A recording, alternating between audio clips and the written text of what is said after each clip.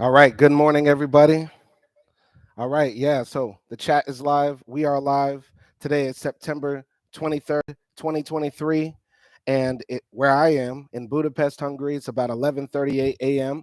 I want to say thank you to everybody who's been supporting, watching the live streams, coming into the chat, leaving comments, sharing the content.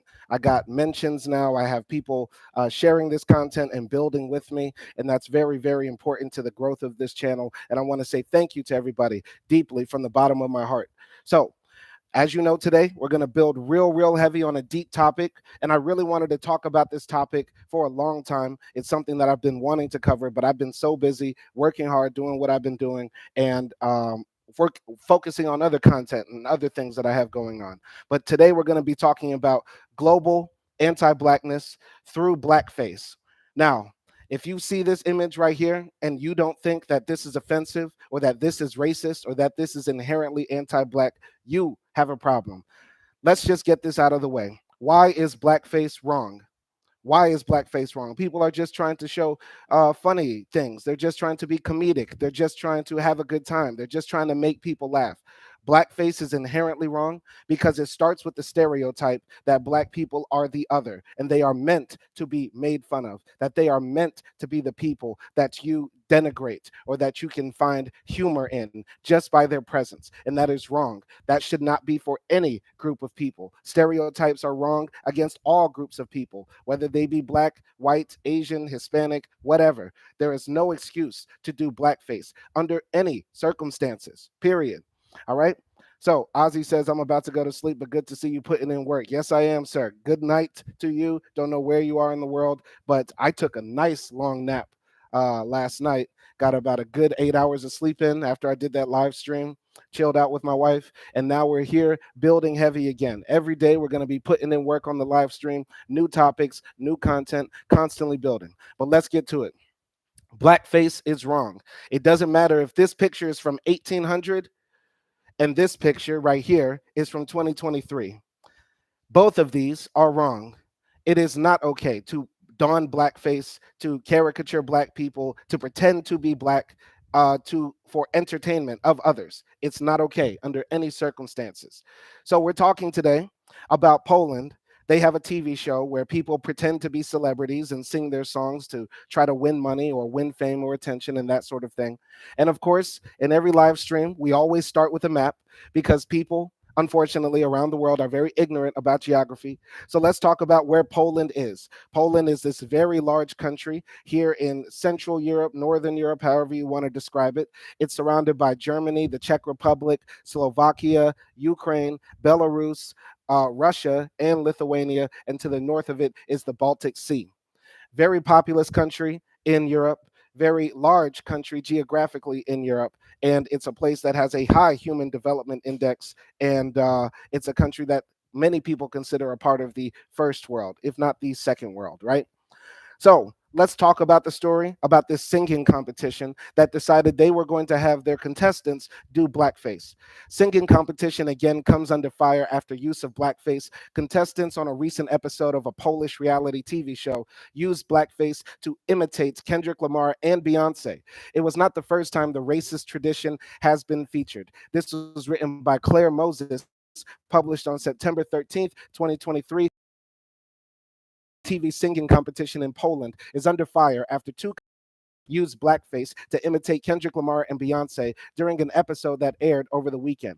Your Face Sounds Familiar, or in Polish, I'm not going to pronounce that, appears in multiple countries, including the United States, where it ran on ABC for one season in 2014 and was called Sing Your Face Off. The show encourages contestants to recreate the appearance and sound of famous singers as accurately as possible. I've never been a fan of, shows like American Idol or any of the singing competition shows. None of the other names are coming to mind right now, but it's never been something I've watched, though I do find them to be harmless entertainment. And if you enjoy that type of show, that's fine. But entertainment does not have to come at the expense of your ethnicity, your national identity, or anything. So in Saturday's episode of Your Face Sounds Familiar, the singer Kuba S won with his rendition of Mr. Lamar's Humble. Mr. S performed in blackface and wore his hair in cornrows in order to look like Mr. Lamar. I hope I don't get a copyright strike. Let's just play a little bit of this performance. Here is Mr. S right here performing in blackface, and this is no different. And we're going to build heavy on this. Then it looks like a black woman or a person in blackface is in the crowd. My God, Poland, what's happening? And people are just smiling, dancing, not finding anything offensive about this because Poland is a pretty white country. It's a pretty homogenous country. But homogeneity does not give an excuse for ignorance. Because if you know about Kendrick Lamar, then you also know about the racism and anti-blackness he talks about in his music. I'm so sick of people making this excuse. Well, in hip hop, they say the N-word, or in hip hop, they're mostly black, and we're showing deference to the people. We're showing how much we love the people by doing this. But if you really understood what they were saying in their music and what the messages were behind the songs, you would know that this is inherently wrong. Kendrick Lamar has plenty of songs talking about the black struggle and what we are going through in America and across the world, and still you decide to ignore that and just don blackface to make yourself famous. Let's continue building. Mr. S posted a video of his transformation to his 163,000 Instagram followers with the caption, "Get ready with Kendrick." The video showed the singer in front of a mirror getting multiple layers of makeup applied. A representative from Mr. S did not immediately respond to a request for comment. Wow. And nobody in his Instagram comments, I guess, said, hey, maybe you shouldn't do that. Hey, stop. Because so many people around the world accept anti-black racism. They don't find anything problematic with it. And I'm going to tell you this right now. I'm going to tell you this right now because there might be white people watching the stream now or later.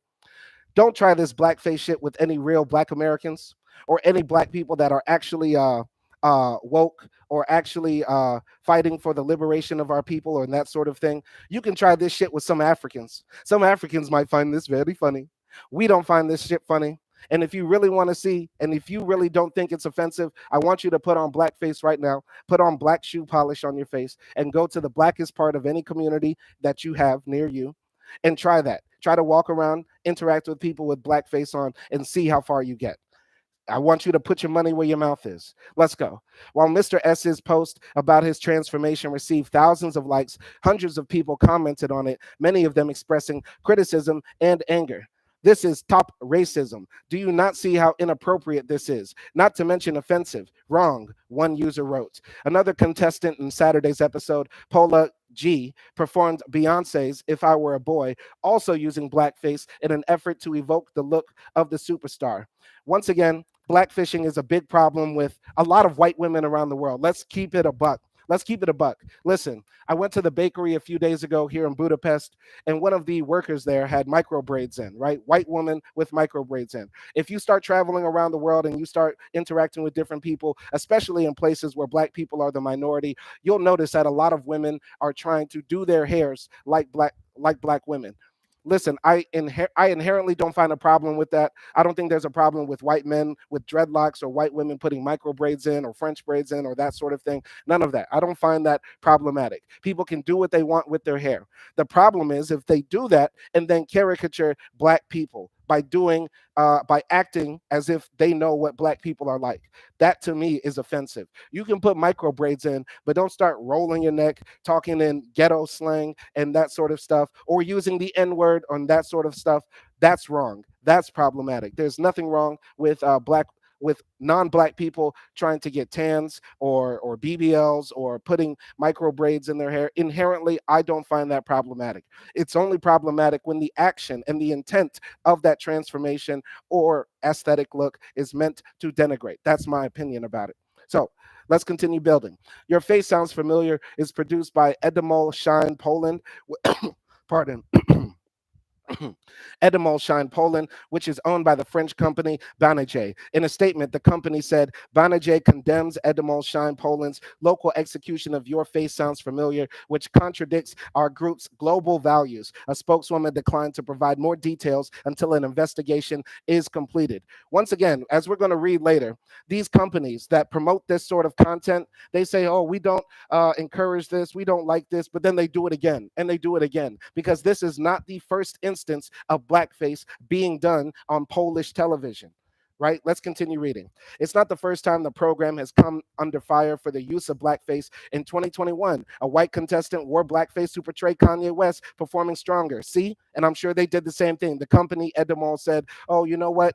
We don't like this. We don't condone this. We don't think this is okay. And then 2 years later, after 2021, they do it again with Kendrick Lamar. And by the way, I have to say this: when white people do blackface and pretend to act like black rappers, we can still see that's a cracker under there. I don't get how they think that we can't see your unrhythmic movements and the weird gestures you do with your hand. This is a horrible Kanye impersonation. I could do that better in my sleep, right? In response to that criticism, the show said the negative comments were surprising. The Polish edition of the show, seen as exemplary abroad, always tries to show great performances which strive to be as close to the original as possible. An Instagram post from the show read at the time: this time around, Your Face Sounds Familiar, which is in its 19th season, has not yet publicly responded. The show's Instagram account indicates that multiple contestants have dressed in blackface to perform as black singers, including Snoop Dogg, Ray Charles, Bill Withers, and Missy Elliott. Mia Moody Ramirez, a professor at Baylor University in Texas who specializes in how race is portrayed in the media, said Mr. S's performance was particularly offensive because of the combination of blackface, cornrows, and his use of racial slurs, which is among the song's lyrics. This is unacceptable. And let's keep it real. There are enough black people in Poland. There are enough black people in Poland that if they really, really wanted to do a Kendrick Lamar impersonation or Kanye karaoke, they could have got a brother off of the street to do that. Let's keep it real. Let's keep it real. But this is another form of white supremacy. When we talk about entertainment, there's a lot of money to be made in entertainment. There is a lot of notoriety to be gained in entertainment. But why blackface was problematic was that if you really wanted to get black people to act like buffoons or pay them to entertain you, you could have done that. But white supremacists are insisting on holding the reins of power and finance and money to themselves as long as possible, which is another reason why this is problematic. Instead of giving a brother the $20 or $100 or $1,000 to perform as Kendrick Lamar on stage, you'd rather give it to a white man to do the same thing, and which is offensive. Do you get what I'm saying? This is another form of white supremacy in play. She said the continued use of blackface on the show might be because the stigma surrounding it is smaller in Poland, which has a population that is overwhelmingly white, that it is in the United States. Than it is in the United States. About 97% of Poland's population identifies as ethnically Polish, according to Minority Rights Group International. We are living in a global society, said Dr. Moody Ramirez, said if it is produced in one country, it is going to be seen around the world. In the United States, blackface dates back to the early 19th century minstrel shows, and the racist tradition, even though widely condemned, has persisted, showing up at bachelor parties in old photos of politicians and elsewhere. The popularity of blackface was at its height in the early 20th century and has waned sharply since the 1950s, but it has not disappeared around the world.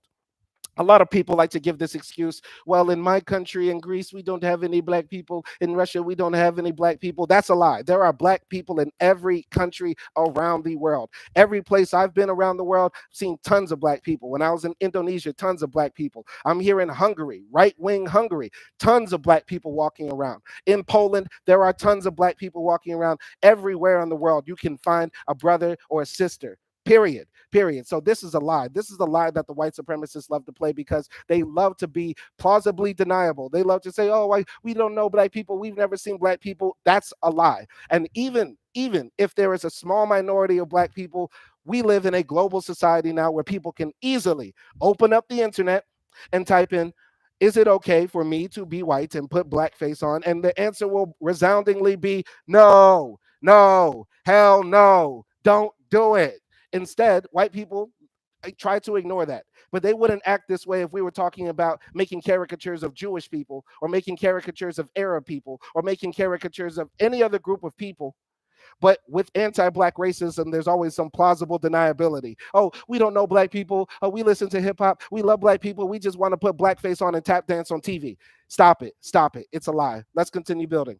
In Europe, too, there has been something of a reckoning. In Britain in 2020, some comedy shows that included blackface or racial slurs were removed from streaming platforms, including BBC's iPlayer and Netflix. And in the Netherlands, a holiday tradition in which people dress in blackface to portray Black Pete, a servant to St. Nicholas, is slowly changing. I really think we need to start boycotting these companies that put together these contests, these TV shows where people do blackface. Because one thing that you'll notice around the world is that a lot of these companies in America do racist stuff outside of America. For example, Dove and Nivea, these cosmetic companies in the United States, they don't sell the whitening soap, the bleaching cream, and that sort of stuff. But those same companies sell that in India, in Africa, in China, all across the world. They spread this white supremacist idea that white is right, and the lighter you are, the better your life will be, and that sort of thing. I really think we should start boycotting these media companies like Netflix if we find out that on their streaming platforms in different countries, they're showing blackface. Period. This is what we need to do, right?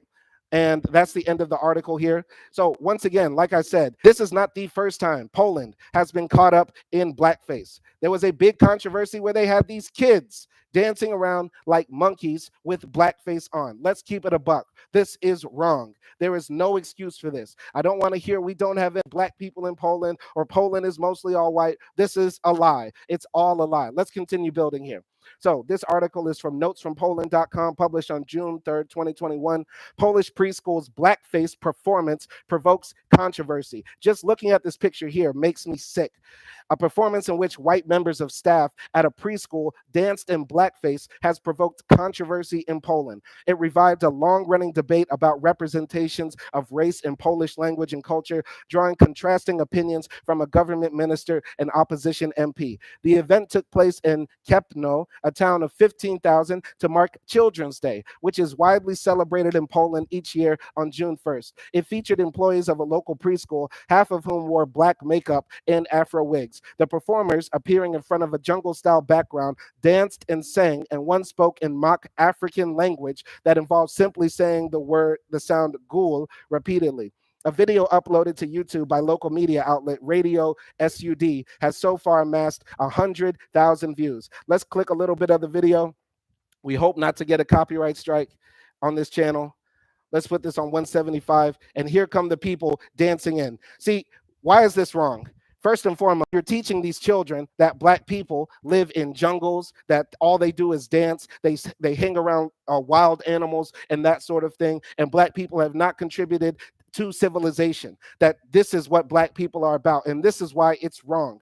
This is why it's wrong, because you're teaching a generation of people that this is how black people need to be perceived and treated. This would be different if they had black people in suits, if they show black people doing inventions, but you don't need to do blackface to do that. How about Kępno, if you have your own culture, Poland, if you have your own culture, celebrate that for Children's Day. You don't have to make fun of black people to get ahead. This is what I'm talking about here, and this is why that's wrong. Anybody who doesn't find this offensive is a sick person and is a racist, period. There's no excuse to do this, to have black people with mock afros picking at their hair, dancing around like monkeys. You see the video right in front of you. This is a shame. This is an embarrassment, showing that globally, anti-blackness is everywhere across the world. And it looks like there's even more when we look at the thumbnails. I'm scared to even click the thumbnails to see what else in Poland they're saying and doing about black people. Let's continue building here. The costumes and setting were chosen because the staff were performing a classic Poland's children's poem, Mrzenek Bambo, which translates roughly as Little Black Child Bombo. The work, published by Polish Jewish author Julian Tuwim in 1934, is about an African boy named Bombo. Wow. So once again, I've spoken about this on my channel multiple times. Everywhere across the world, there is hatred, disrespect, and denigration of black people. They have slurs for us. They make caricatures of us. They make fun of us for no reason. We didn't do anything to Poland. I can't think of one time in history where a black army pulled up in Poland, raped all their women, destroyed their civilization, took away their language, and that sort of stuff. Last time I checked, those were other Europeans doing that to them.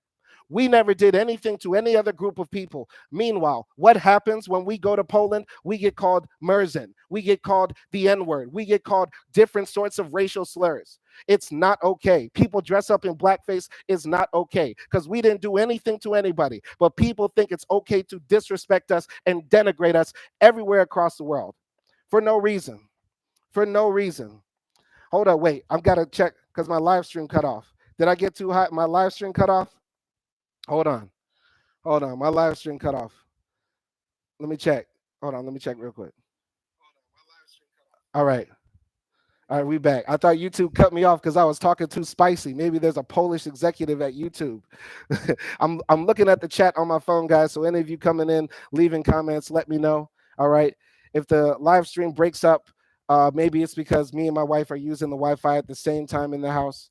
So yeah, that's maybe why. But I hope y'all are catching everything we're talking about in the stream. Once again, I was just talking about how globally Black people are disrespected. We didn't do anything to anybody, and this has to stop.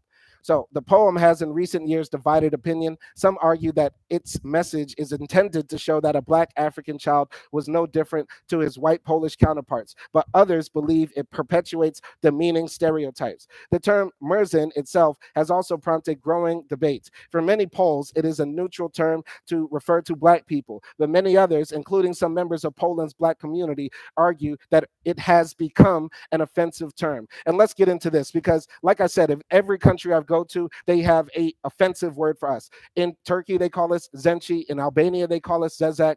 In Tunisia, they call us Abid and that sort of thing, and Wusif and different stuff like that. They love to say, oh, these terms aren't meant to be offensive. These terms aren't meant to be denigrating. These terms are just how we refer to Black people. But you don't refer to any other group of people like that with the name that they also agree to. Listen, the point is this. A group of people have the right to accept a term or not accept a term. If Jewish people don't want to be called the K word, you can't say, well, in my language, we call them the K word, so let's just continue to call them the K word.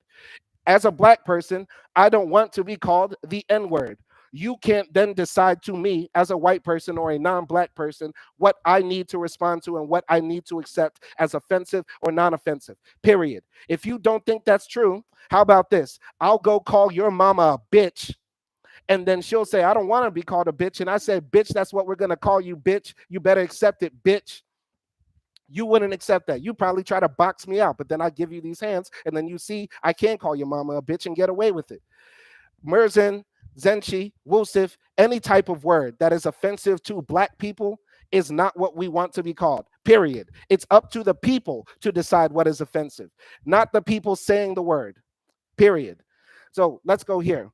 This is a tweet from Notes from Poland. The official body that regulates the Polish language has declared that the word Merzin, traditionally used to refer to Black people, while once neutral, is now undoubtedly burdened with negative connotations and considered offensive and archaic, period. So the people that dictate the Polish language, who put together the Polish dictionary, have decided that Merzin is offensive, period. Merzin, Merzinka, any of these words that refer to Black people is offensive by the Polish people who dictate the language themselves. And this needs to be done in every country where they already have an offensive term for us, period. So we recently asked linguists, members of Poland's Black community and others for their opinion of the word Merzin, and they mostly also came to the conclusion that it should no longer be used. And as we see here in this picture right here, there are plenty of Black people in Poland. There looks like a mixed sister right here, a very dark brother right there, another light-skinned brother right there. There's mixed and African people and dark-skinned Black people all over Poland. Don't ever let these statistics make you think that they can't catch a brother off the street to help him perform the Kanye karaoke. Let's continue reading. So the video of the Kepno preschool's performance has proved similarly divisive, with the term Merzenka Bambo trending on Twitter in Poland this afternoon. Though comments are disabled on the YouTube video, a large number appeared on Radio SUD's Facebook page, reports Onet. Many were negative, with one user calling the performer's behavior harmful and offensive, and another declaring it an embarrassment. Others, however, argued that the controversy was a storm in a teacup, with one saying soon it won't be possible to wear Black t-shirts because racism. This is a stupid excuse white people love to make. They do something explicitly racist, then they get called out, and then they say, oh no, the woke mob is attacking us. We can't do anything everything now. Pretty soon, we won't be able to say the word nigger in peace. Come on now. Come on now. Nobody is going to tell you not to wear a black t-shirt. Nobody's going to tell you not to put micro braids in your hair or dreadlocks in your hair or listen to hip hop. That sort of thing. It's only offensive when you start caricaturing us and making us sources of entertainment based on negative stereotypes that are not true. I've been to Africa. Black people do not live in jungles. Black people do not walk around in mini skirts dancing and singing all day. Black people are not like that. Black people don't do that. And the reason why this is offensive and harmful is because imagine a little kid growing up in Kepno. He saw his preschool teachers dancing around in blackface like this. And let's say he moves to Warsaw or London or New York or some other city. And then he meets black people. And then he starts doing the same thing. Goo, goo, goo, gaga, gaga, gaga, and dancing around like this. That's why it's offensive. That's why it's wrong. And that's why we shouldn't encourage stuff like this. Blackface is wrong because it encourages negative stereotypes to persist about us. White people love to say all the time, you guys shouldn't talk about racism. How about this? We won't talk about racism when y'all quit doing anti-black racism. How about that? Let's make a deal. Let's make a deal right now, because I won't make videos about this if y'all in the cracker community doing stuff like this, because we don't like it. Y'all can tell us what y'all don't like about us, but let's talk about first what y'all are doing that causes the backlash to happen. So let's go here. Some polls argue that while blackface performances may be offensive in countries with a history of racial injustice and minstrel shows, in Poland, which was not involved in African colonization or the slave trade, such displays are not racist. All right, let's kill this. Let's kill this idea right here, right now. A lot of people say my country can't be racist or I can't be racist because my ancestors didn't enslave black people, didn't create Jim Crow, didn't create apartheid, didn't do any of that. Me, as a black person, did not do the Holocaust. Me, as a black person, did not do the Armenian genocide. Me, as a black person, did not sell heroin to the Chinese and force them to buy heroin and create a whole country of drug addicts like the British did. We as black people didn't do that. But if I got on here saying racial slurs about Jewish people, doing caricatures of Asian people, or making fun of the Armenian genocide, nobody in the whole world would tell me I'm not being racist, xenophobic, or whatever. There is no excuse. It does not matter about what your history is as a people. Racism, anti-blackness is wrong, period. It doesn't matter about what your people did or didn't do. What matters right now is that this is promoting negative, harmful stereotypes about black people, period. Let's get to the comments right here. Moody and Sorobia, one way to beat this is to have some more American black travelers like you. Absolutely. It's very important that black people around the world spread out and travel and see different parts of the world and call this out. Like I did in Albania when they were calling me racial slurs all across the country, doing blackface on TV and that sort of thing, and then want to come argue with me that Albania can't be racist because they never had slavery in Albania, which is not true. Albania can't be racist because Albanians are treated very bad. Yeah, they're treated very bad because they do crime across Europe and that sort of thing. That's why. That's why. Let's continue reading, though. Don't want to get caught up in this, but let's first get to the comments from Mudia Sorobia. Wow, that was awesome. It's true opium. Holocaust. It's the same. Exactly. I don't know if that's sarcasm or not, but that's true. You guys look up the history. The British forced the Chinese to buy opium and literally turned the whole country into drug addicts. Literally, literally. Black people didn't do that. But if I were to talk about that on this channel and make fun of the Chinese for that, nobody would say that I'm not being racist. If I was talking about Jewish people, nobody would say I'm not racist. Even though my people didn't do the Holocaust, we didn't run them out of countries and that sort of thing. I love Jewish people. I will never disrespect Jewish people. But like I'm saying, the same thing has to be true for us. But because the world does not see us as people, they think they can continue to disrespect us and hide behind this deniability. We're white, we're innocent, we're pure, we don't know anything, we're so wrong. We're so sorry, we didn't know blackface was wrong. It's very easy now. because I'm not the first person to call this out. Let's continue reading. Macia Gudla, a sociologist and MP from the left, Lewica, Poland's second largest opposition group, condemned the performance, telling the Polish press agency PAP that it was saturated with joyful racism. He called for Mirznek Bombo to be removed from school reading lists, or at least be talked about critically by teachers, because it perpetuates stereotypes and because the word Merzin is itself problematic. Earlier this year, Gadula also criticized another classic of Polish literature, young adult novel In Desert and Wilderness by Henryk S., which is set in Africa, for using not only racist language, for example, Merzin, but also racist cliches about Black people.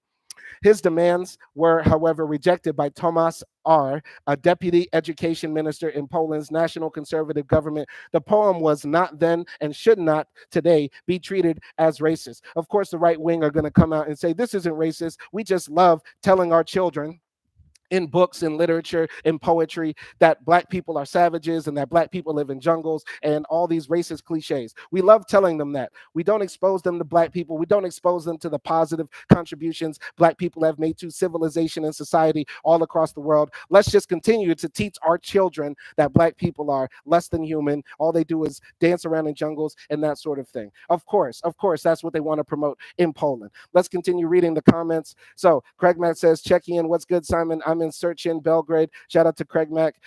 Y'all hit the like button when you're checking in. It's for free. Absolutely. Shout out to Craig Mack and everybody who's been supporting. Let's continue reading about the blackface done in Poland. So, on the contrary, it should be treated as pleasant, warm, because every citizen educated in Poland knows Merznek Bambo, which is where it is said that he is our friend, Mr. R added. If we adopted Professor Gudla's very primitive and shallow view of literature, one dreads to think what works from the Polish canon would remain, warned the deputy minister.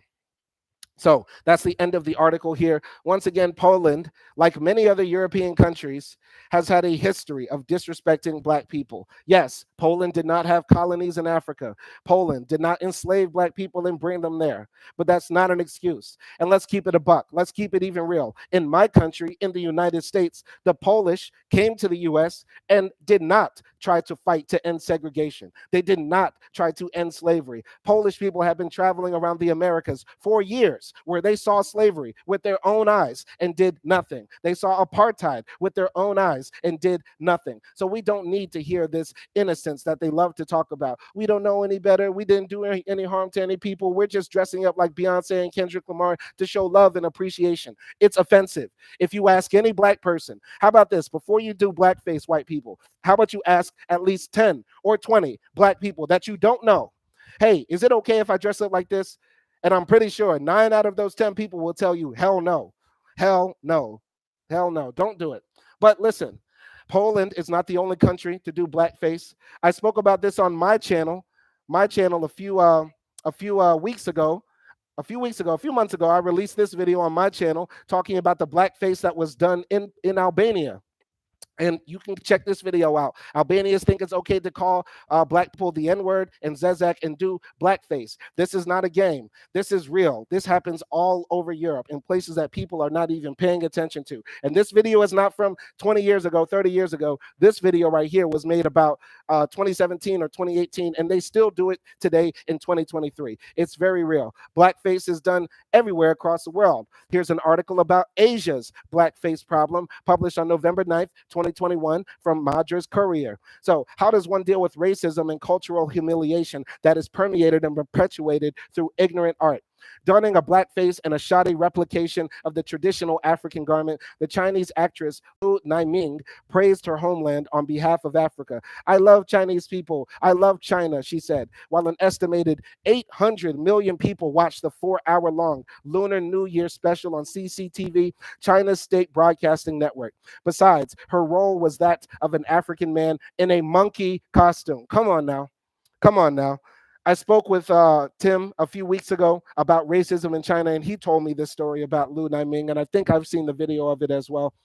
It's not okay. Once again, China has plenty of Black people as well that you could have gotten out there, and I'm pretty sure the Black man or Black woman that would have agreed to do this would have told them, hey, Don't put me in a monkey costume. Hey, don't have me out here looking bad and misrepresenting my people, because they Chinese people would not like that if in an African country they had people dressed up in yellow face or whatever and proclaim we love Zambia, and the people are dressed up in rags and thong sandals. Let's keep it a buck.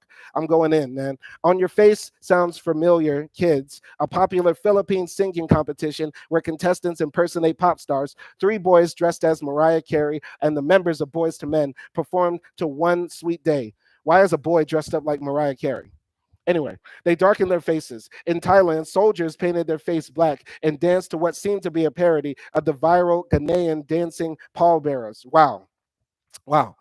Now, there are numerous instances of Asians donning a black face. They are hardly uncommon in Asia. While the practice may seem close to the condemned Western tradition, many believe it is worn without malice and in an attempt to impersonate, not humiliate. They say it's an innocent act that is viewed through the Western angle of racial segregation. The issue, however, seems to run much deeper. Once again, guys, blackface is always wrong, and it promotes negative stereotypes about black people, because I'm going to keep it real. When I went to Asia, there was a hell of a lot of anti-black racism in Indonesia. There are a lot of Nigerians that go there to Indonesia, right? And unfortunately, some of the Nigerian brothers went there and dealt drugs. Unfortunately, not all of them, not even the majority of them, but some of them did, and some of them got locked up.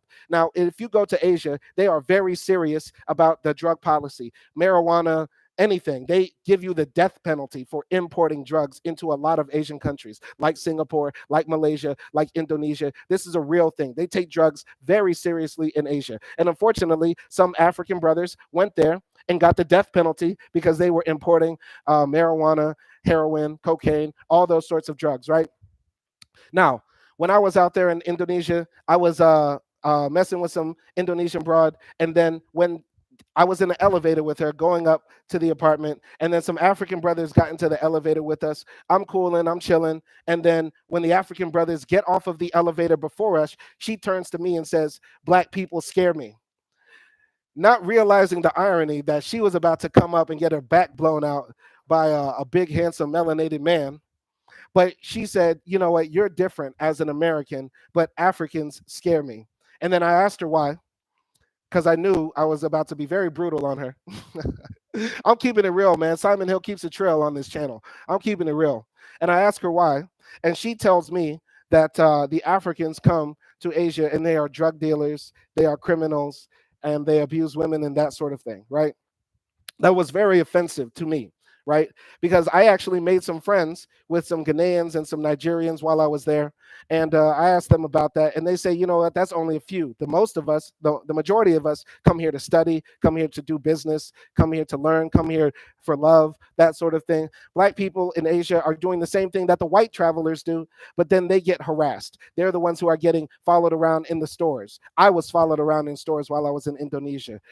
Black people are the ones who are getting harassed by the police walking down the street, that sort of thing. I've seen it myself. The Africans minding their own business, 4 or 5 black guys hanging out together. The police come up to them and ask them, "Hey, what are y'all doing?" This was while I was in Jakarta. It's a real true story, guys. There's a lot of anti-black racism in Asia, and the stereotypes that come from blackface do not help promote that. They do not help promote. They do not help promote understanding black people in a good way. What is what I mean? They help promote more racist stereotypes about black people. Let's get to the comments real quick. So Greg Mack, yo, check this out. For Halloween a few years back, and check these mayonnaise clowns dressed up in Triple K outfit. Soon as I saw them, I went and grabbed a knife out of one of the restaurants. My God, that's crazy. That's a crazy story, Craig Mack, man.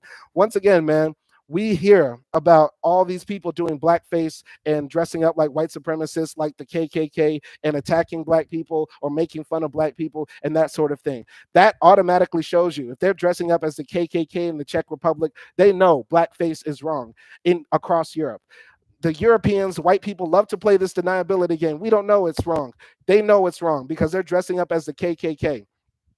Most Europeans know a little bit about American history. They know a little bit, at least, about what the history of black people, right? There's no reason for this excuse to say that we can dress up in blackface like this, and it doesn't mean the same thing as blackface like this. And it doesn't matter if they are living in lily white Poland in the middle of Europe. We have the internet now. We have all sorts of information sources out there right now. And let's keep it a buck, man. Caricatures like this should not be accepted. But it's not only in Asia, it's not only in Europe where blackface is happening. Let's go to Latin America.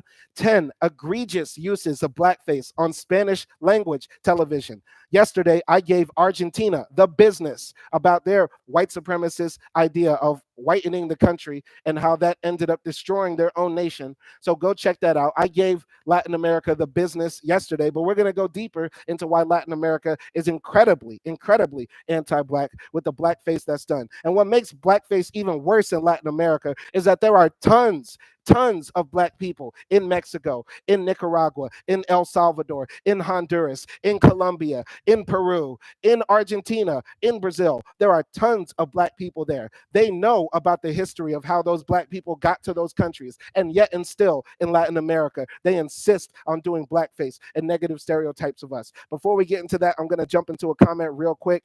Craig Mack, they know more American history than we know about the European history because they have to in school. That's a fact. If Europeans get on here and they say we don't know blackface is wrong because we don't have black people or we don't know American history, that's a goddamn lie. It's a goddamn lie. A lot of them know English. When you're walking around in Europe and you're traveling around in Europe, half of the people you'll run into know English. Half of the people listen to American podcasts, watch American television shows on Netflix, listen to American music.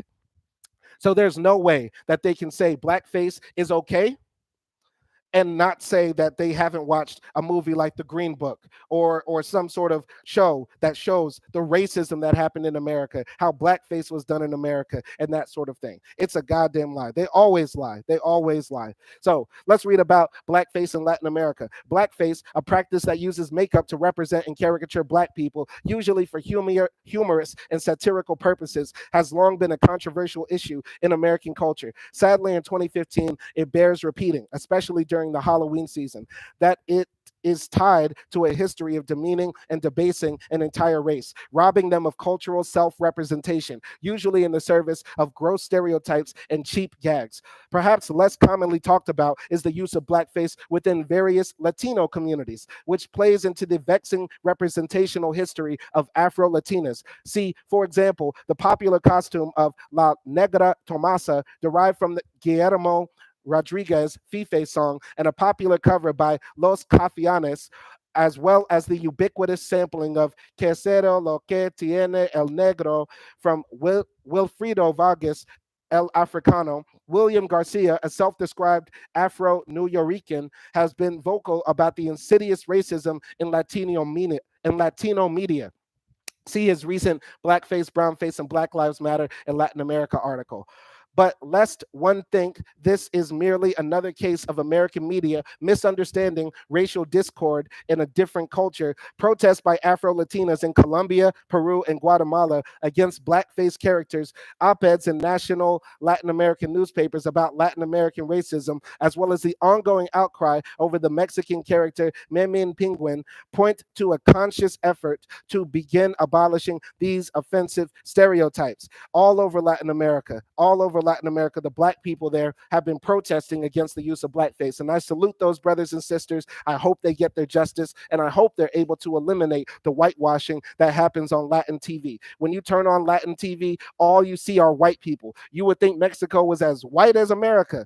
When you look at the media in Mexico and in different places like Colombia, Peru, Brazil, etc. There are tons of black people in Latin America. Yet and still, the white supremacists in those countries choose to show us in negative stereotypes. Let's keep building here. And while one may wish this were all ancient history, this is not really the case. Former comedian turned politician Jimmy Morales, who was just elected as Guatemala's president, has a history of performing in blackface. Wow, the president of a country performed in blackface for years on TV. Ain't that a shame? He is not alone. Below, find 10 egregious examples of blackface in Spanish language television, which need to be seen to be believed. So many Afro wigs, so much black makeup, so many offensive stereotypes. Should one need to be reminded of why these characters are problematic, let us just redirect you to this helpful primer on why blackface remains offensive. That some of these aired in US based stations in a cultural climate where racism is still so rampant is unacceptable, though the examples from their Latin American counterparts need not be so easily dismissed as just comedy. Here's an example right here. I hope YouTube does not give me a copyright strike. That's unacceptable. This is somebody pretending to be Obama in blackface on national TV. What country is this? This is the person, Yayo Vargas. Yayo Vargas, eat a bag of baby dicks. Eat a bag of baby dicks. Why do you think this is okay? So let's look here. Este Noche Tonight is a nightly show on Mega TV, an American network based in San Juan, Puerto Rico, with studios in Miami, whose flagship station is based in Key West, Florida. Esta Noche has featured several blackface characters, including an Afro-Dominican character called Yayo, played by Cuban comedian Carlos Marrero. Controversially, the character's involvement in politics only underscores the racial and economic inequality which it seeks to satirize. Let's keep it real. Cuba has a ton of black people. When I was in Miami, I met a ton of black Cubans, right? They are everywhere.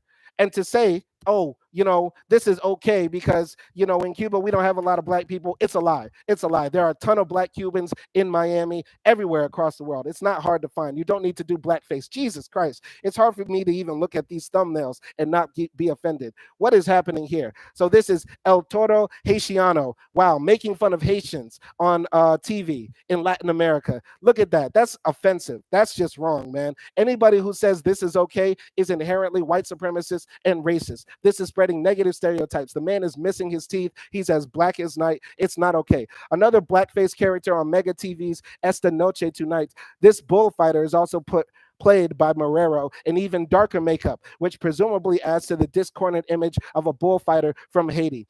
A lot of Latin people say, oh, they love black Americans and that sort of thing, but they really hate black people because when we think about how the Dominican Republic treated Haiti, they committed genocide against Haitians in the 20th century. It's wrong. They don't really love black people in Latin America. There's a lot of anti-black racism in Latin America. If these images of blackface don't prove it, I don't know what will. Look at this. Look at this. You would think this was done in 1847. And look at all the people there. And a shame, like, there's a brother in the crowd. I'm so mad. I'm so mad. There's a black man in the crowd. Did y'all see that? Did y'all see the black man in the crowd clapping along while this person is doing blackface? There's a lot of brothers in Latin America who are brainwashed because they're surrounded by so many Latin people who tell them all the time, negrito, or call them monkeys or that sort of thing, and they just have to laugh it off as a part of survival. I feel very bad for this black man right here in this audience as he's watching somebody do blackface right in front of him, and he doesn't have the balls, the courage to go up on stage and give that man a 1-2. So a singing and dancing character with red hair, he made various appearances in El Show de Raymond Arrieta, which aired in Puerto Rico through Televicentro Guapa TV. Ain't that a shame? In Puerto Rico, American soil. American soil. Man. So here's Diplo. Wow, I don't know. I don't know what's happening here. So perhaps the most successful Puerto Rican blackface character of all time, Diplo, was played by Ramon Riviero in his 1950 show La Ferradura Corona. And this is the images of it right here, him being in blackface. Now, once again, we never see white people do blackface where the black people are powerful. We never see blackface where the black people are in charge and they're competent and they're intelligent. They always do blackface showing us as less than smart, less than human, and that sort of thing. I think that's a real black man right there standing next to him. But still, the images right here show the contrast, because even though they see a black man on TV in a suit and he looks professional and that sort of thing, the focus is on the protagonist, who is a black man, who is really a white man in blackface, acting less than human, acting like a savage, acting like a criminal, acting like a thief, and that sort of thing. This promotes more negative stereotypes. Let's go. Another example of blackface, Los Merengueros Dominicanos. So let's look at the video here. More examples of blackface. This is not okay, guys. This is not okay. Not okay. Hold on. Let's get to it. Name Johnny Ternura, my Spanish is bad, guys, and Coño Rosario, which leads to many punny jokes on the show. These two city slickers often visit TN3, which airs on American TV, an independent TV station based out of Miami. You know, one of the reasons I left Miami is because of the anti-black racism there. Miami is so flooded with people from different parts of Latin America that they purposefully block out black people from economic opportunity. In Miami, there are certain McDonald's where you can't even get a job if you don't speak Spanish. And look at these men on TV in blackface dancing for the crowd in America. In America. This is number 6, Cuco Pasurin. More blackface. So this is disgusting. This is absolutely disgusting. It's hard for me to watch. Played by Antonio Sanchez and No Te Duremas. My Spanish is bad, guys. If you know Spanish, help me out with the pronunciation, man. A Puerto Rican variety sketch show from the 1990s. Many of the Cuco's interviews end with a woman saying she'd love morcilla, a pun perhaps too on the nose even for the Boricua comedian. I don't know what morcilla is. I think it's a black type of pudding, a black type of sausage. So I think they're trying to say that they love black men or black meat. I don't know. I don't get what they're trying to say here, but this is offensive and this is wrong and this should not be on TV. Once again, Soledad Micolta. Here's another example of blackface in Latin America, and that's just embarrassing. That's sad. Like, there's no way you can't look at this and not find this to be racist. There's Soledad Micolta was a soldier character on Colombia's Sábados Felices. The character incited recent protests against Caracol, the television network that broadcasted the sketch show, given the flagrant racism on display. On October 30th, 2015, Caracol announced the caricature would no longer be part of its program. But this, guys, even though they've quit doing this, we still see instances of this popping up. So let's get to the comments real quick. Craig Matt says Coco means monster. See, that's what I'm trying to say. A lot of people try to say, you know, these stereotypes, they're just meant for fun. Then how come when we translate these words like Coco, they mean monster? Or they mean so many different things, or they are negative connotations attached to them. There's no video here for number 8 or number 9. Number 10 is no longer available. I guess it was that racist, but we saw at least 7 examples of blackface being done in Spanish language TV, showing once again, this is an epidemic around the world. I say it on my channel all the time. No one country is racist. The entire world is anti-black and racist. And if you still don't believe me, let's go to even more examples of blackface done across the world. Blackface, staple of Arab comedy, faces huge surge of criticism. This was written by Declan Wash, published on August 18th, 2019. Cairo. On the Libyan comedy show, the punchline was in the baby carriage. An elevator door slammed shut, separating the mother, an actress in blackface, from her babies. A hidden camera shows unsuspecting passengers trapped inside with the baby carriage. Watch my babies, the mother calls out in mock horror. But when the passengers pull back the carriage cover, a pair of monkeys leap out. Sick. That's sick. Here's a woman in blackface telling a man, watch my babies. She leaves, the man opens the baby carriage, and monkeys pop out. Y'all can't tell me that's not racist. I got a cough, man. I got a cough. Man. We're building real heavy today. We're building real heavy. We're calling out all the white supremacists, all the people that are disrespectful to black people across the world. We don't care if it's in the Arab world. We don't care if it's in the Spanish world. We don't care if it's in Asia. We don't care if it's in Albania. We don't care if it's in Poland. We don't care where y'all are. We will always call y'all out. You sick, evil white supremacists. We will always call y'all out. We know God will get back on y'all so good. Let's go. Blackface, a racist entertainment device with roots in 19th century America, is alive and well in mainstream Arab entertainment. On television networks across the Middle East, performers regularly darken their faces in comedy skits to wring cheap laughs from demeaning stereotypes and centuries-old prejudices. The practice is offensive enough in the United States that when a photo of a man in blackface was discovered on the medical school yearbook page of Governor Ralph Northam of Virginia, he faced widespread demands to resign. In Italy, the state airline Alitalia was forced to pull an advertisement in July in which an actor in blackface portrayed former President Barack Obama. In the Arab world, where racism is a deeply rooted yet rarely discussed issue, blackface comedy is facing a surge of criticism on social media, even forcing the occasional apology. But the practice remains widespread and acceptable enough to be a staple on major television networks. I'm going to keep it real with you guys. You'll never see more racism in the world than when you go to the Arab world. Let's keep it a buck. I'm keeping it absolutely true. The Arabs hide behind Islam. They hide behind their history. They hide behind the fact that they are the second enemy to the white supremacists in general. They hide behind that fact to put their racism on full display.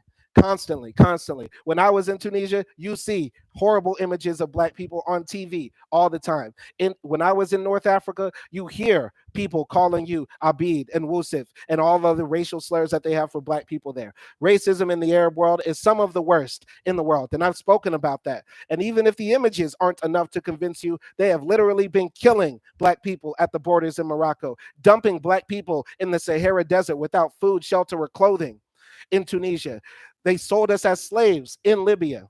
Let's keep it a buck. The Arab world has some of the worst anti-black racism, and blackface is just a part of it.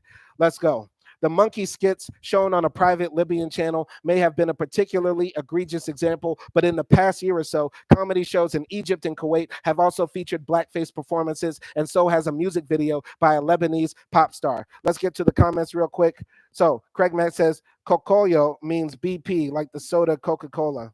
Interesting. I don't know. So, several aired during the holy month of Ramadan, the high season for new television programming in the Middle East, when families gather to watch their favorite shows after breaking their daily fast. Some Arab entertainers defend the devices as harmless jokes. It's just comedy, said the popular Egyptian comedian Shaima Saif after she donned blackface for a show that aired in May on NBC, the region's biggest satellite network. The targets of that humor, most often from Sudan, a sprawling Arabic-speaking country in Africa, say there is nothing funny about it. Blackface is disgusting and offensive, says Sarah El Hassan, a Sudanese writer in the United States. It's not just about skin color, it's about stereotypes. She listed some common tropes in Arab comedy. The black person is lazy. They don't speak Arabic properly. If they're Sudanese, they have a ridiculous accent, or they're lying on a bed, always falling asleep. I want y'all to remember this. The Egyptians like to say, oh, blackface is not meant to be offensive and we're just doing it for humor, or we're doing it for educational purposes, or all the other excuses they do to put it out there. But do y'all remember when Netflix tried to make a show where Cleopatra was black? Do y'all remember that? How did the Egyptians react when Netflix wanted to put out a show with a black Cleopatra? They wanted to ban Netflix in the country. People were saying that this was hateful, that it was racist to erase Egyptians. But what's the difference? We're just putting a black face on somebody. We're just putting black face on them. Why is blackface okay when you're calling the Sudanese or other black people lazy or that sort of thing? Why can't the blackface be okay when we're talking about one of the most influential and powerful people in Egyptian history? Let's keep it real. Let's keep it real. This shows the true colors of the white supremacists. Blackface is okay as long as the black people that you're portraying are negative. But if we do blackface on Cleopatra, if we do blackface on Alexander the Great, if we do blackface on Julius Caesar, oh no, now it's a problem. Now it's a problem. Let's keep it real. Look at this image here. So this is a tweet from Lana Kamal. Sometimes you ask yourself, no one in the production, filming, marketing team mentioned that the blackface is freaking racist and what she is doing isn't funny. It's freaking racist. Not even one sane person said that it's not a joke and it can't be aired. So this is from Shema Saif. Yes, I can still read Arabic. That says Shema Saif. All right, so they're talking about the person there. Let's get to the comments here. So Craig Matt says Izmir, Turkey is where they have the Afro Turks. All right, possibly. All right, BP is black people. Okay, I got it, Craig Mack. All right, got it. So he's saying Cocoyo means black people, like the soda Coca-Cola. Okay, so in Latin America, they call black people Coca-Cola because they're so black and that sort of thing. I got that. I like to be aware of all the slurs that they call us around the world. Let's continue building.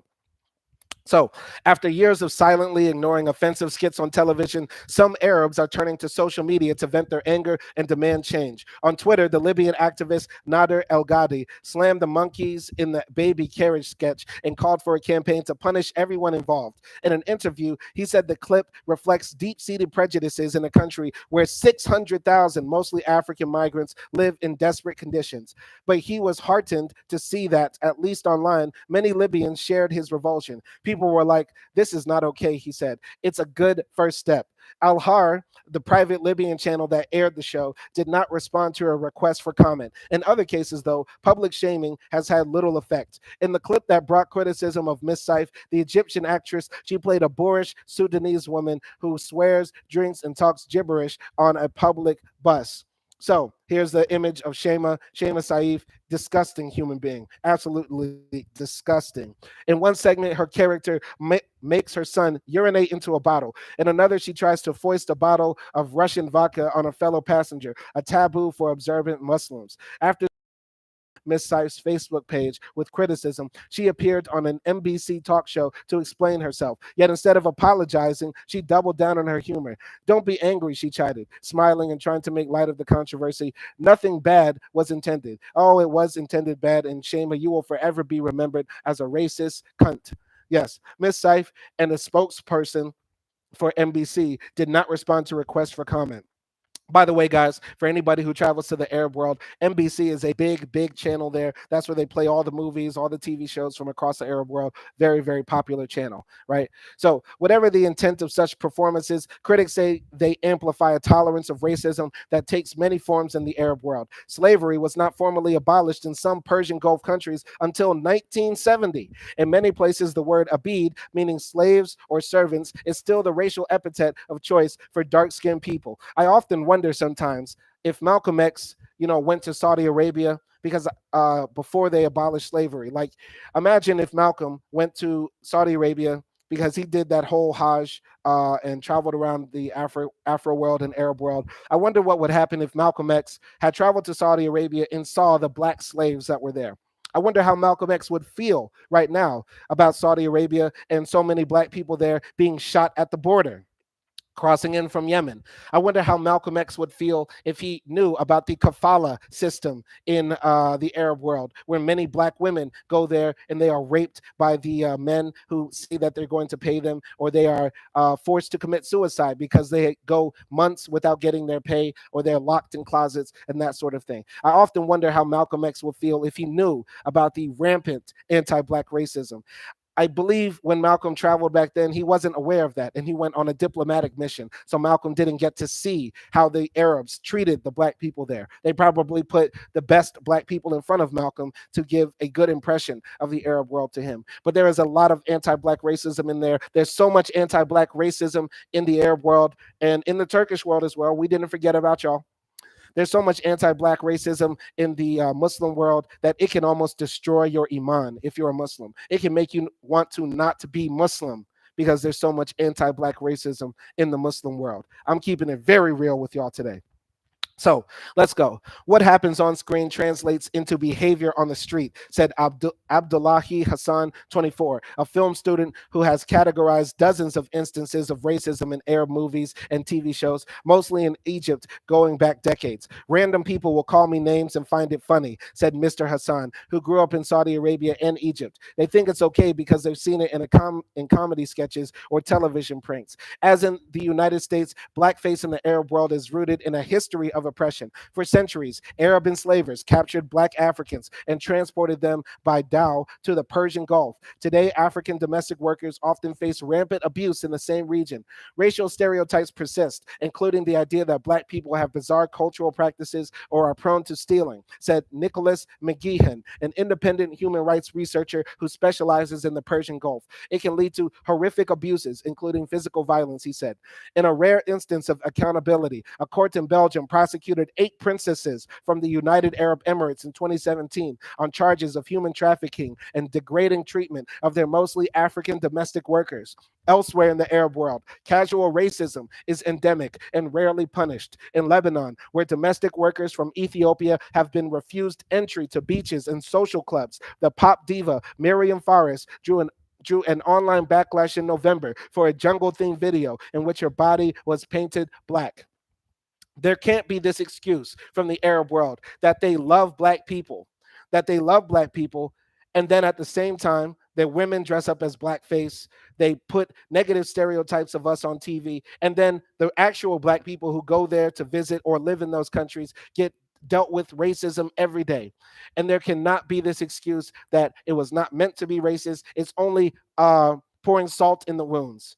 It's spitting in our faces. And this is why it's absolutely wrong. We should always stand against blackface because there's anti blackness in every country. When we eliminate anti blackness and anti black racism, then white people, maybe y'all can do blackface. Until then, wipe that stuff off your face. Let's get into the comments real quick. Craig Mack, Simon, whenever you confront them about their country and tell them that it's racist, they always come back and say it's not true. Why is that? Yeah, they love to deny. They love to play the game of throw the rock and hide their hand, right? The white people across the world know that we're not taking that excuse anymore. I don't want any black people watching this channel to ever take that excuse that the person that calls you a racial slur or dresses up in blackface or does anything demeaning to you doesn't know that it is racist. Period. Period. Period. When they call us the N word, they know it's racist. When they dress up in blackface, they know it's racist. When they walk up to you and say, "Do you speak Google Gaga?" That sort of thing, that's racist. We know it's racist. They know it's racist. But white people love to do this thing where they throw the rock and hide their hand or pretend like they don't know that what they're doing is inherently wrong and evil. Let's keep it a buck. So, racism is even an issue in countries that are themselves the butt of bigotry. In Sudan, darker skinned people from marginalized regions like Darfur have long suffered discrimination at the hands of lighter skinned, more powerful tribes from other regions. The persistence of blackface is not limited to the Middle East. In a rash of publicized incidents in 2016, white Australians painted their faces in tribute to black sports and entertainment stars like Serena Williams and Kanye West. A year later, the Malaysian retail giant Watson was forced to pull an ad that depicted a man who recoils in horror before a woman in blackface. In March, a Mexican actress was assailed for wearing brownface in a parody of the indigenous Mexican actress Yalitza Aparicio. Public apologies for racism are rare in the Arab world, although there are some signs of growing awareness. A new media law in Egypt criminalizes racist content, with an offending television station facing a possible fine or even a shutdown. Yet the law has yet to result in high profile prosecutions, and critics worry it could be abused to silence legitimate satire. And more broadly, dark skinned people remain woefully underrepresented in Egyptian popular culture. Rarely do we have a popular black actor, said Mohammed Azmi, founder of the Egyptian Observatory for the Elimination of Racism, which campaigned for the racism provision in the media law. Egyptian cinema is a white man's cinema. Still, ever louder challenges on social media have caused at least some in the Arab world to question tropes like blackface, including the actors performing them. After Kuwait's state television station came under fire last year for a crude blackface comedy skit targeting the Sudanese, the show's lead actor, Hassan al-Balam, took to Instagram to apologize. Henceforth, Mr. al-Balam said he would no longer perform impressions of anyone. "I ask for forgiveness from everyone," he said, "as all of them should. This is not okay. This right here, this type of blackface, is just as bad as this type of blackface. Even though the intention here for this woman is to try to make black look beautiful, it's still hiding the fact that she is a white woman who can wash off the black or let the tan die down, and then she can go back to her privilege. And then on top of that, as she realizes the beauty of blackness, she says nothing about the anti-black racism that exists in Egypt or in the Arab world in general. Shaima, if she was really did not mean any harm, she would say this is supposed to point out a problem that a lot of people see Sudanese people in Egypt and assume that they are going to be this, that, and the third. And we tried to use this as a teachable moment. That still wouldn't be okay to do blackface, because that's what the Albanians say with this sort of blackface that they do. They say that this is meant to teach people not to be racist and that sort of thing. But it's still not okay because you have this person acting ignorant on TV, stealing things on TV, being an ass on TV. This is not okay either. But even if she made that excuse, that would have helped her cause. This is just as bad as that. This person here will not say anything. will not say anything. This Lebanese pop singer, Miriam Fares, will not say anything about the Africans in Lebanon who get treated like crap. She will not say anything about the Africans in Lebanon who are sold as slaves. They will not say anything about the Arab racism in the Arab world against black people. They won't say anything about that. So that means that this racism is meant to offend us, and they're laughing at our expense. This is no different than this. We don't care what time or place. We as black people have decided it's offensive. And if you're a black person who thinks it's not offensive, I just want you to know you don't have to coon that hard to get white pussy. Now, finally, we're going to end with this. We're going to delve into some history before we wrap up this live stream, how blackface feeds into white supremacy. But before we get into that, let's have a comment. Craig Mack says, I have a question for you. Does your wife get upset with you because you call out racism in her country? Absolutely not. Maybe if she wants to jump on the stream, she could tell you. If Acti would like to come, but maybe she's busy. I can't hear her right now. She's probably in the room over there working out or listening to something. But yeah, I talk about this with her all the time. She doesn't get mad at all. And I do this as a teachable moment. I call out racism in Turkey. I call out racism in the Arab world. I call out racism right in front of her face to prove to all of you, date whoever you want, marry whoever you want, be with whoever you want, but don't be a coon. I married the woman I love. I treat the woman I love very well, and she treats me very well. But I never, ever back down from my black experience or my voice or my opinions as a black man. I never say, oh, Turkey is okay. There's some things here that I don't like, but no, overall it's okay and that sort of thing. I never back down. And that should be a lesson to every black man and black woman across the world. Because let's keep it real, guys. There's a lot of black men and black women across the world who want to swirl. They want to date Asian girls. They want to marry white men. They want to be with Indian guys, whatever. There's a lot of black people around the world who want to be free and liberated. Unfortunately, a lot of the times, those black men and women get with those different sorts of people, and then they switch up. They start saying, racism's not that bad, or there's no anti-black racism in India or in China or in Japan or in Germany or in that sort of thing. No, black people don't do that. We hold our own nuts. We stand our own ground. We are men. We are women with dignity, and we have to recognize that we are in a fight for our lives across the world, because across the world, blackface is done like this, and people treat us like crap across the world, and we need to be cognizant and wary of that.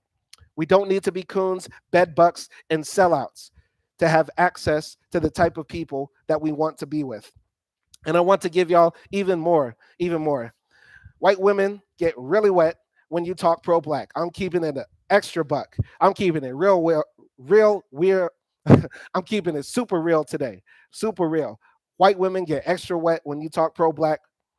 Black men, no. White men get turned on when sisters got the afros and the cornrows and that sort of thing, and they got the black power fists. We're keeping it real today.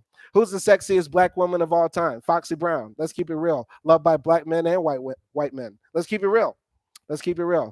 Man, I'm not talking about Foxy Brown the rapper. I'm talking about Foxy Brown the movie star, the blaxploitation star. Man, what was her name? Pam Grier. Yeah, Pam Grier, possibly the sexiest black woman alive, and she was known for the black power fists, the afros, and that sort of thing. Man, I might be ranting a bit, but I'm keeping it real with y'all. So, how blackface feeds white supremacy. A racist caricature from 19th century minstrel theater still haunts America. This was published on March 31st, 2019. Horrible image right here. So, an image from Blackface, the photographer David Leventhal series depicting racist memorabilia. So, let's go here. This is written by a black man, Brent Staples. So 19th century minstrel entertainers spawned a racist caricature that endures to this day when they darken their faces to portray black people as grinning, dancing simpletons. The white men who donned tattered clothing and blackened themselves with burned cork introduced working class patrons who had never so much as met an African American to the dim-witted stereotype whose bulging eyes, rubbery lips, and mangled speech would become ubiquitous in newspapers, radio, television, movies, and advertising. This debased depiction of blackness underwrote a white supremacist impulse that metastasized into every aspect of American life. The image tightened its grip on the country at a time when the South was lynching Negroes with impunity, writing them out of the state constitutions and stocking its parks with monuments to slavery. The most egregious versions of the stereotype were banished from the public square by the end of the 1960s. By then, of course, the dehumanized caricature with the scarlet, clownish mouth was imprinted in the popular imagination and firmly established as the fixation of choice for Ku Klux Klansmen. The former Fox and NBC News host, Megyn Kelly, personified a broad national ignorance of this history last fall when she insisted that blackface Halloween costumes were all in good fun and derided dissenters as the costume police. And in the past several months, Gucci, Prada, and the singer Katy Perry were forced to withdraw from the market some reviled fashion designs, revealing how the caricature manifests itself through people who are blind to what it connotes. Listen, nobody is blind to the fact that this from Gucci is offensive. Let's keep it real. Let's keep it real. Anybody who puts this on understands that this is offensive now. The Zoomers know, the Millennials know, Gen X knows, everybody knows blackface is offensive. The Boomers too.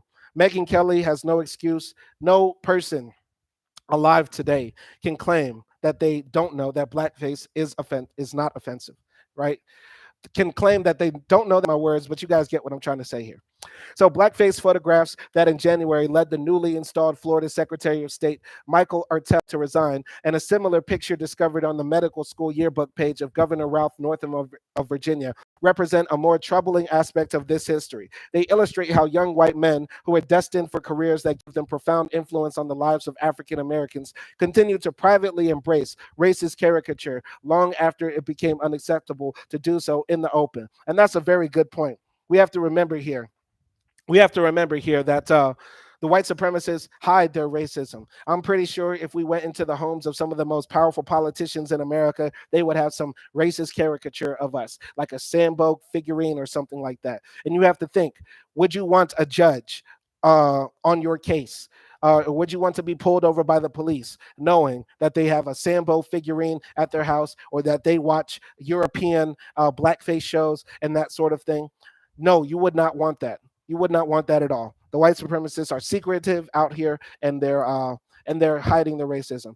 So let's go here. Craig Mack says Halle Berry, Pam Grier. Yeah, the list goes on. We can list a lot of beautiful black women, and a lot of the times the most attractive black women are black women who embrace their blackness, and the most attractive black men are black men who embrace their blackness. I'll never forget. I was in sixth grade. I was in sixth grade. It was Black History Month. I had a white teacher. I forgot her name. But I'm not gonna lie. I had a crush on my sixth grade teacher because she had some tiggle bitties. And I was just now going through puberty, and we were learning about Black history. And this white woman was teaching a class about Martin Luther King, and she said, Martin Luther King was a handsome man. If it wasn't for the laws that prevented that, I might have married Martin Luther King.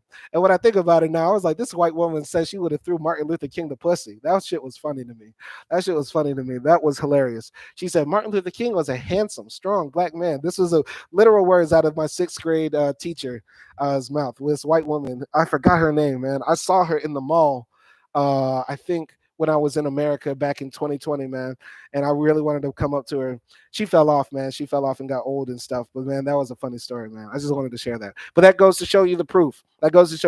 When you embrace your blackness and you don't back down on white supremacy, white supremacists respect that. White people respect that. Everybody respects that. Everybody respects a black man or a black woman who stands on their square and says what they mean and mean what they say, and they don't tap dance and coon it up. We don't do that. So, white supremacy's minstrel face. The grinning stereotype that shuffled across the minstrel stage owes much to the itinerant actor and New Yorker Thomas Dartmouth Rice, the father of American minstrelsy, who put on black makeup around 1830 to sing and dance as a character known as Jim Crow. The name quickly became an insult to hurl at black people, and the expression was later appropriated to describe the Southern laws passed during the late 19th and early 20th centuries that were intended to erase the civil rights that black Southerners had gained after the Civil War. So the first guy who created blackface quickly gained a lot of notoriety, money, and earned his name in the history books and that sort of thing. This is the guy right here, Thomas Dartmouth, right? And here's this character, Jim Crow. And some people would say at the time, oh no, this is not meant to be racist. This is not meant to be offensive. But then quickly, the word Jim Crow was thrown at black people to offend them. It literally became the name for the encoded apartheid system that existed in America. Blackface cannot be divorced from racism. There's no way you can't look at images like this, or this, or this, or this, or this, or this, or this, and not walk away with negative images of black people. Period. Period. Period. Period. History has proven this time and time again. Blackface is used as a way by the white supremacists to dehumanize us. It's made for them to laugh and also to reinforce the ideas in their head that we are less than human. Period. Because racism like this is not going to teach Arabs that black people are human when you tell them that their babies are monkeys as a part of a joke. Come on now. So the minstrel show spread rapidly from the Northeast to the rest of the country and came to encompass a range of ready-made stereotypes that new performers could step into. The characters included the coon, a denigrating synonym for anyone black, the zip coon, the free black person depicted as a buffoon for affecting independence, literacy, and fine dress, the rotund mammy who is made to stand in for all black women as she patrolled the kitchen wearing flowing clothes and an apron, and the pickaninny, the bestial child whose pigtails stood straight up in the air and who was often maligned as a watermelon thief. Wow. Here's a whole crowd of black men. Here's a whole crowd of white men doing blackface. Ain't this a shame? This is American entertainment. This is the roots of American entertainment. And this is the roots of where the people in Poland get it from. Vaudeville performers dancing in a minstrel show. Wow.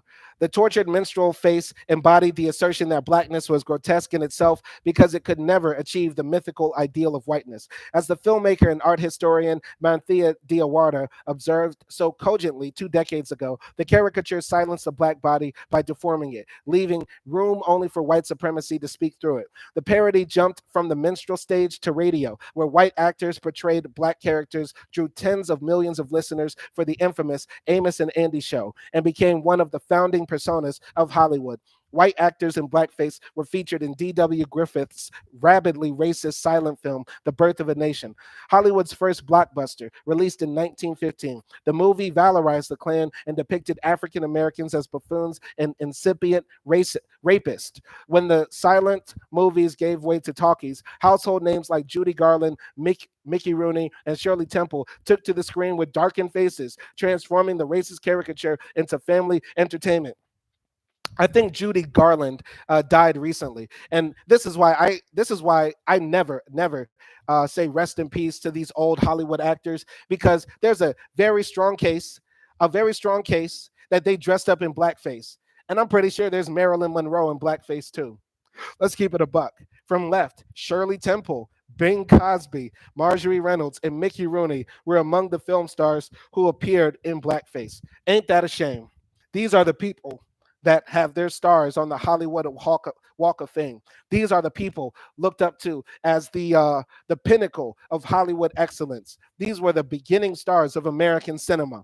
You don't think these movies spread out across the world? You don't think Europeans were watching this? You don't think Asians were watching this? People have to understand there is no more powerful soft power in the world than American media.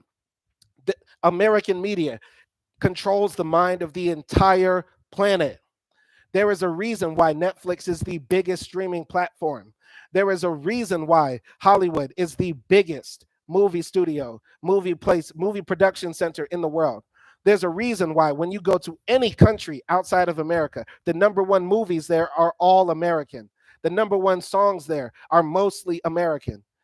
Keep it real, guys. There's a reason why the English language is the biggest language in the world for second language learners. There's a reason why I can build a whole career in life by teaching English. It's because of American media and influence. Let's keep it a buck.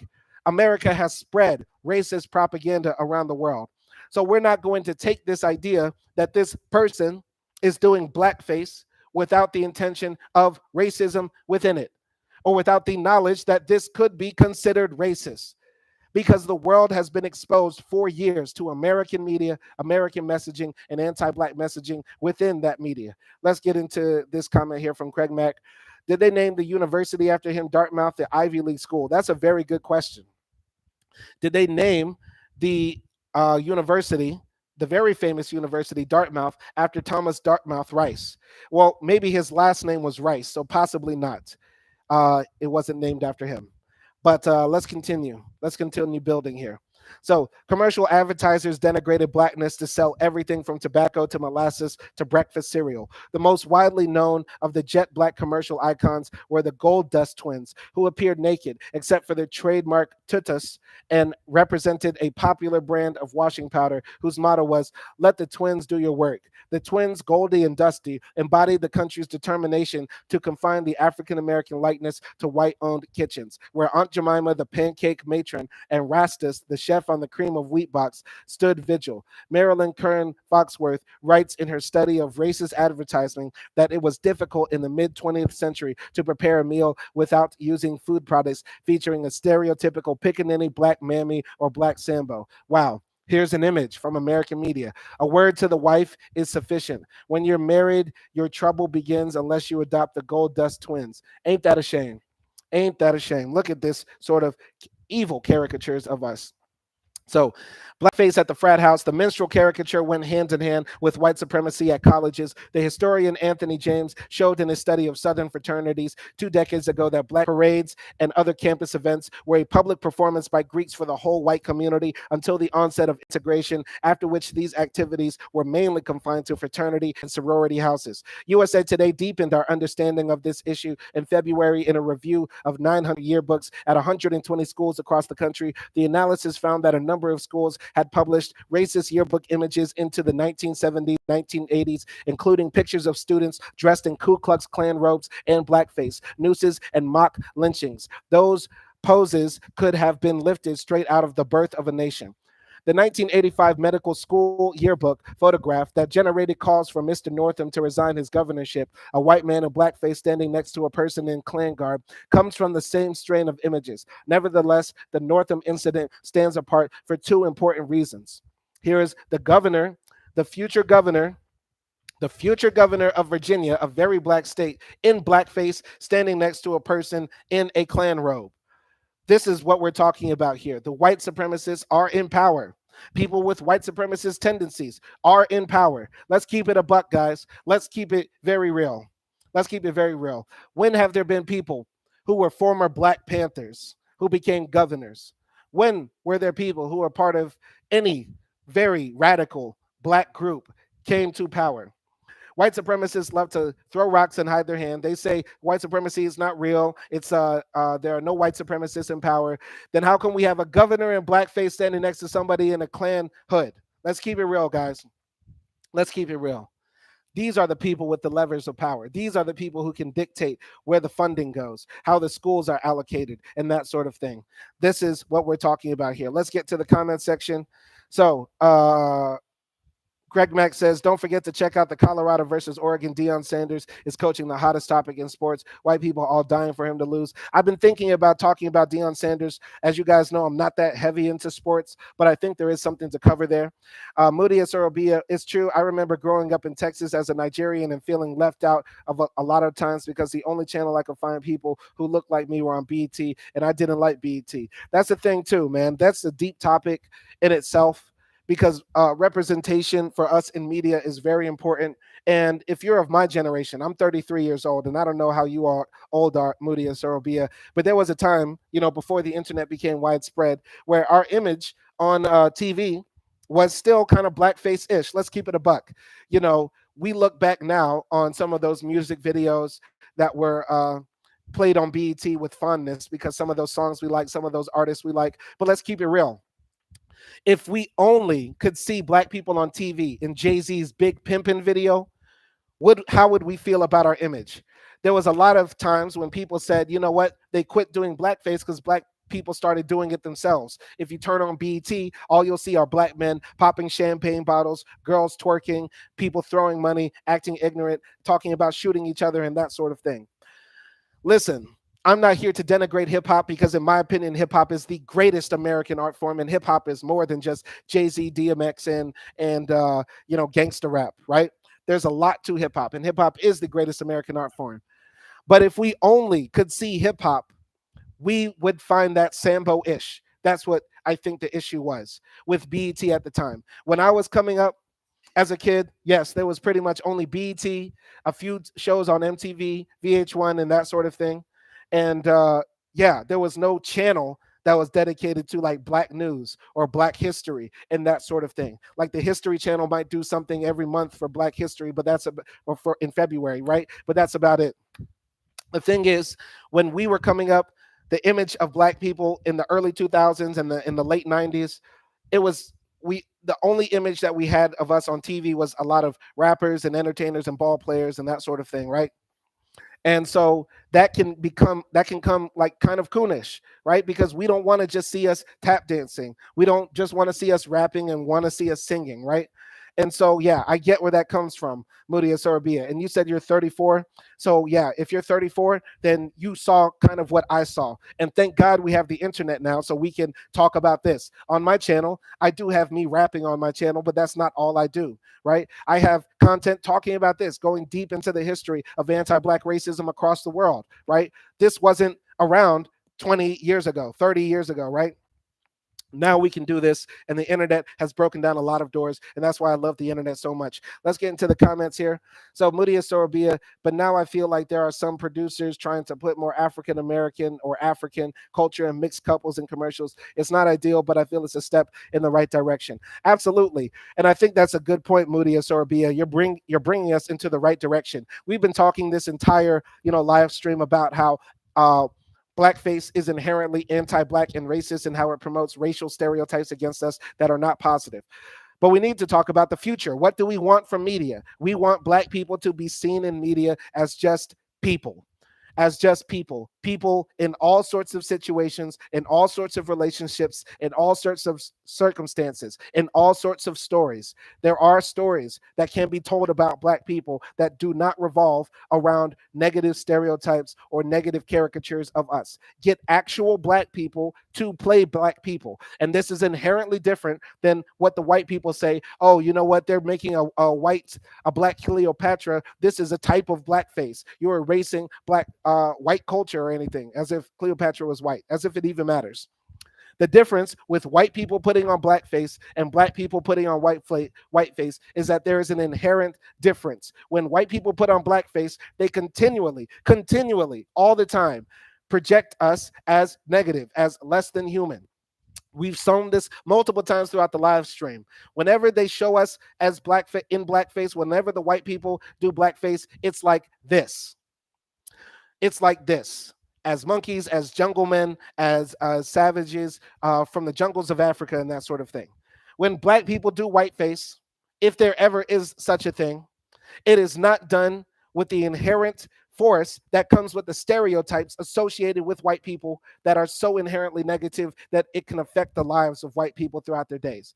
It's more common now that a Polish person or a white person sees this.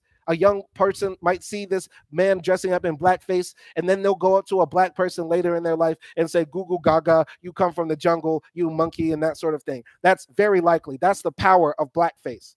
If black people do whiteface, it's not very likely at all that black people or non-white people are going to go up to white people and then start making fun of their mayonnaise habit or whatever, something like that. Do you get where I'm coming from? I probably didn't need to say that for my audience because I believe my audience is tapped in and they know that the inherent double standard is very true. But I just had to share that for any of the white supremacists who might watch this later and leave a long comment about how whiteface is really a problem. All right. So Craig Matt says they have a university, Rice, in Texas. I don't know if they named it after the guy who invented blackface, Craig Mack. But I can say this: if there's a university named Rice, a lot of our universities in the U.S. are named after old white men who were white supremacists and racists and slave owners back in the day. Though I do believe Rice is a historically black college. Anyway, let's finish up this article about blackface. First, Mr. Northam was not a young undergraduate.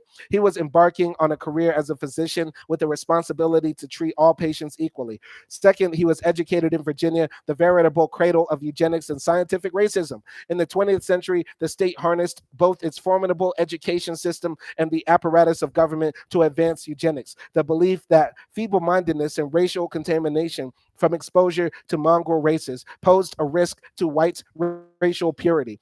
Virginia's answer to this fictional problem was a system of people for half a century, continuing into the 1970s. The state finally apologized for the shameful practice in 2002.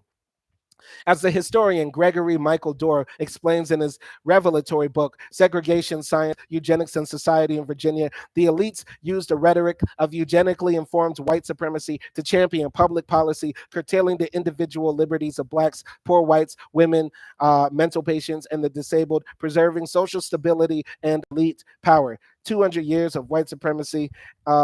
Demonstrators observed the 1 year anniversary of a deadly clash in 2017 between white supremacists and counter protesters at the University of Virginia in Charlottesville.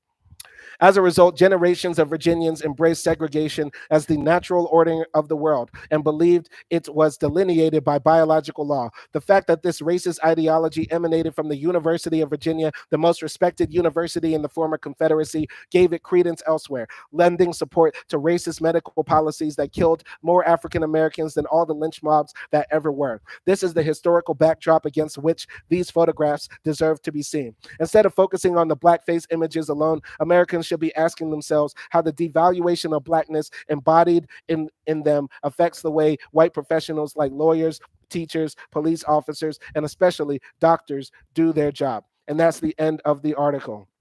So we're going to end with this, guys. I want to say thank you to everybody who's watching, who tuned in, wherever you are in the world. Good morning, good night, good evening, etc. I let's end with this. We do not see a difference. We as black people, and I'm going to say it, I don't usually say this, but I'm speaking up for all black people now. We as black people find this offensive and this offensive and this offensive and this offensive. We find this offensive. We find this offensive. We find this offensive. All the anti-blackness in the world done through blackface is wrong, period. If white people didn't know, now you know. I'm your black friend, Simon, letting you know that blackface is wrong. Don't do it. Don't do it. I want to say thank you to everybody in the comments who watched who watched this live stream from beginning to end or will watch it in the playback. I want to say shout out to Mudia Sorobia, shout out to Craig Mack, shout out to who else was in here? And Ozzy. So shout out to all three of you for leaving comments, building with me, talking with me. I hope you found this live stream entertaining, useful, fun, engaging, that sort of thing. We're going to be hitting y'all with more content, more and more every time. Any comments before we go? I'd love to answer them. Going to take a quick water break.